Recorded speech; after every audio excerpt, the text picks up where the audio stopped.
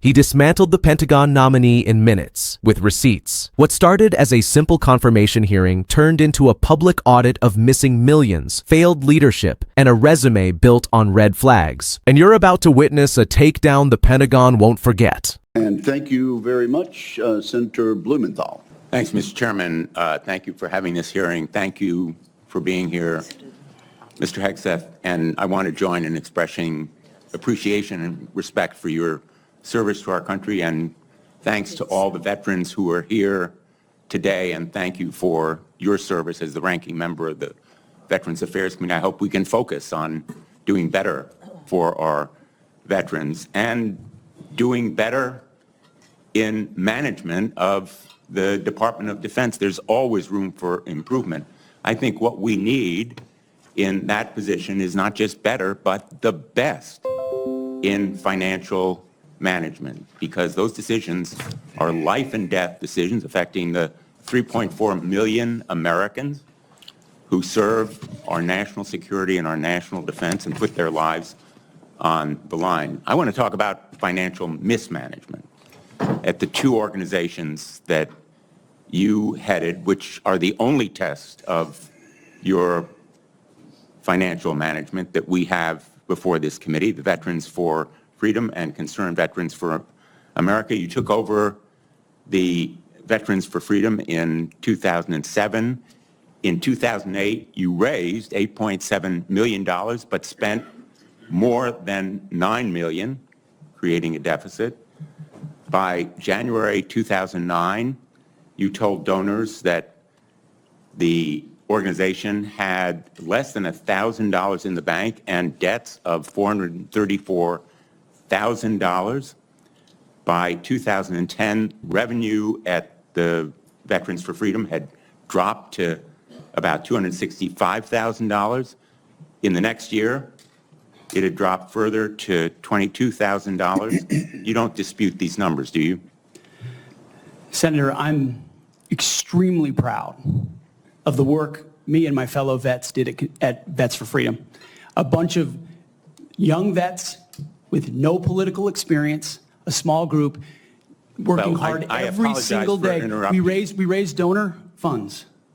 And we have letters submitted for the record from almost everyone that worked with me every single day, including our chief operating officer, who will attest that every dollar we raised was used intentionally toward the execution of our mission, which is supporting the warfighters, exactly why we're here today, the warfighters in the Iraq surge. There was a campaign in 2008, Senator. It was Barack Obama versus John McCain. Ask you another we believe question, John McCain would be the right person to win, and so we spent the tax more. Returns from that organization. I'm glad they're for the record. I'm going to ask to be entered into the record, Mr. Chairman.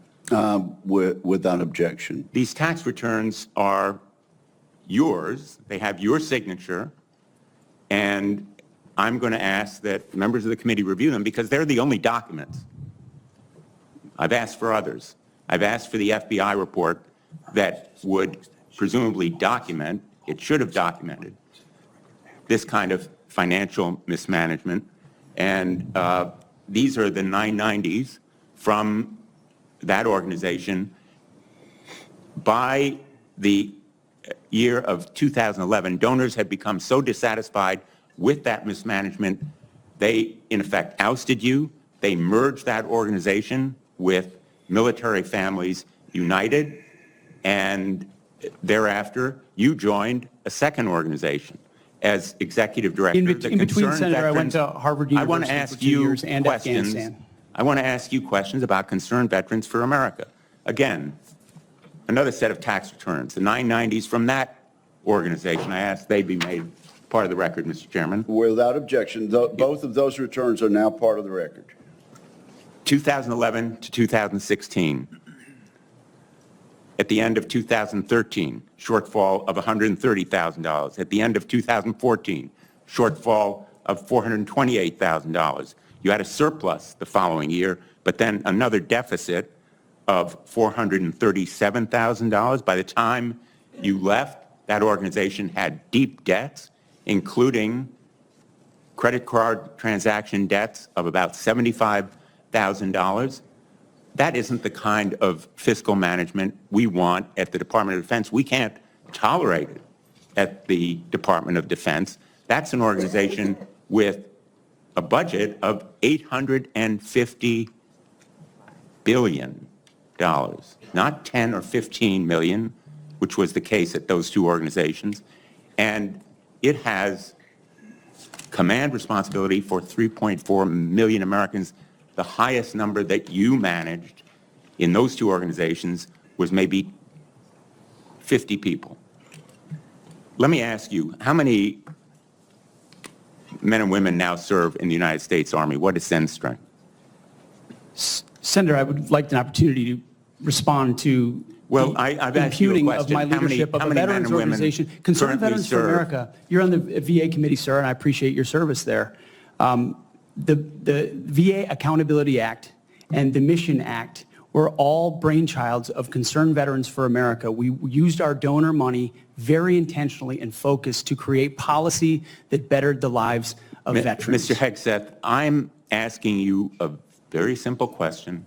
How many men and women currently serve in the United States Army? Senator, the United States Army, 450,000 on active duty, sir. And how many in the Navy? And the Navy is 425, sir. Well, it's 337 this year. How many in the Marine Corps? 175,000, sir. 172,300. Those numbers dwarf any experience you had by many multiples. I don't believe that you can tell this committee or the people of America that you are qualified to lead them. I would support you as the spokesperson for the Pentagon. I don't dispute your communication skills, but I believe that we are entitled to the facts here. I've asked for more documents.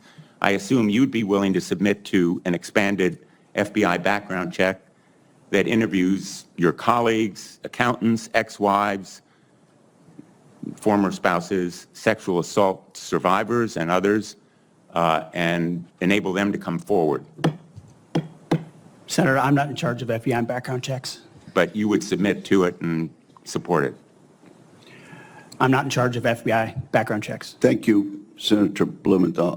What you just witnessed was not a Senate confirmation hearing. It was a dismantling. Senator Richard Blumenthal didn't hold a hearing. He held a reckoning. In a room built for process, he brought truth. In a chamber often reserved for polite questioning, he brought fire. The nominee in the hot seat, Mr. Hegseth, came in with confidence, with credentials, with a record that looked glossy on paper. But under scrutiny, it crumbled. The numbers don't lie. Two separate veteran-focused organizations under his leadership, Veterans for Freedom and Concerned Veterans for America, descended into financial chaos. Deficits, donor dissatisfaction, credit card debt, shortfalls, and red ink. Senator Blumenthal laid it out like a prosecutor, year by year, dollar by dollar, failure by failure. And what did the nominee do in response? Dodge, deflect, and reframe. But the truth was already echoing off the walls of that chamber. This was a man seeking command-level influence over a department with an $850 billion budget and 3.4 million military and civilian personnel. Yet he couldn't manage a staff of 50 or a budget of $10 million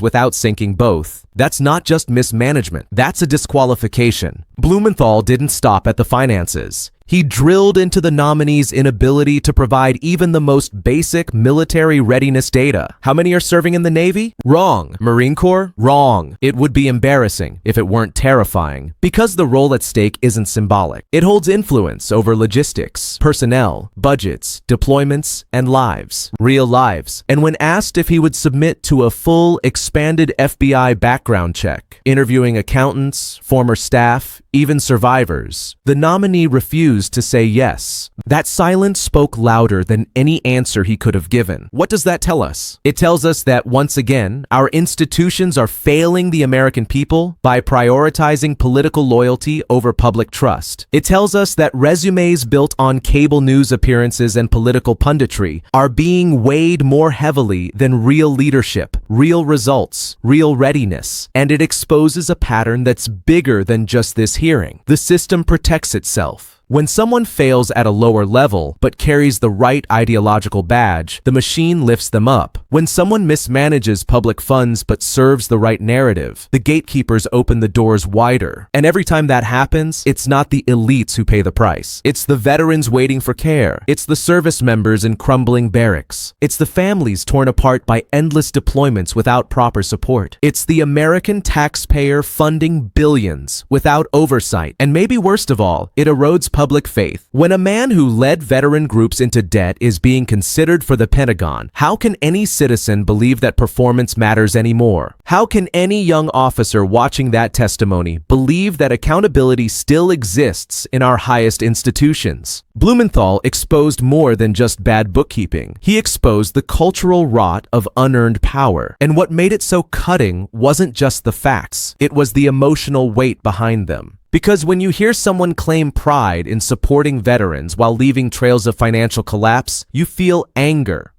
When you see them dodge accountability for decisions that affected real people, you feel frustration. When you watch them reach for a position far beyond their proven competence, you feel fear. And when a sitting senator, on behalf of millions of Americans, says no more, you feel something we haven't felt enough lately: justice. Let's talk about who's affected. Veterans who trusted organizations like Veterans for Freedom to advocate for them, donors who gave in good faith, taxpayers who expect competence from those managing their defense, and future military leaders who deserve role models, not cautionary tales. This isn't just about Pete Hegseth. It's about every unqualified appointee pushed forward under the banner of media clout instead of merit. It's about every insider pick who fails upward while Americans are told to tighten their belts. It's about the dangerous illusion that charisma equals competence. So what happens now? If this nominee proceeds, it sends a signal to every future leader. Your past doesn't matter as long as you have the right friends. But if this nominee is held accountable, if the Senate says no, you send a very different message. Performance matters, character counts, and leadership must be earned. That's the message we must demand. Because no one, and I mean no one, is above the Constitution. Not appointees, not generals,